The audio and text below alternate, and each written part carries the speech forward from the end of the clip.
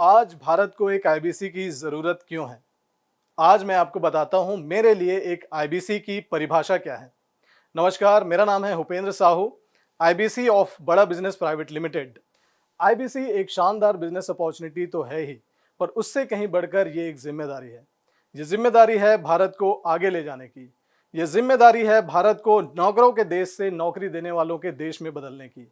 ये ज़िम्मेदारी है बेरोज़गार युवाओं के अंदर बिज़नेस शुरू करने और उसे सफल बनाने की क्षमता विकसित करने की।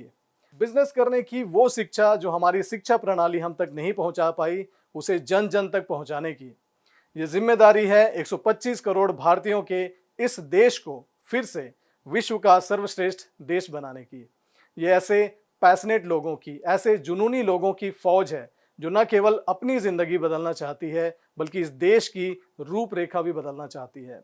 जो सीखना अपना धर्म समझते हैं और आगे बढ़ना अपना अधिकार, जो मुश्किलों का डट कर सामना करते हैं और भिड़ चुके हैं अपने इस देश को फिर से सोने की चिड़िया बनाने में।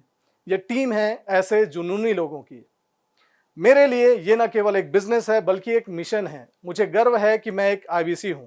मुझे गर्व है कि मैं आईबीसी बन के विवेक सर के इस मिशन में उनका कंधे से कंधा मिलाकर साथ दे पा रहा हूं। अब मैं आपको बताता हूं कि मैं क्यों आईबीसी बना। मैं छत्तीसगढ़ के एक बहुत ही छोटे से ट्राइबल गांव का रहने वाला हूं, जहां शायद मैं ही पहला शख्स था जिसने मैनेजमेंट की, यानी कि बिजनेस की पढ़ाई की। एमबीए करने के बाद मैं देखता था कि मेरे आसपास कई ऐसे लोग थे जो बिजनेस कर तो रहे थे, लेकिन इफेक्टिवली नहीं।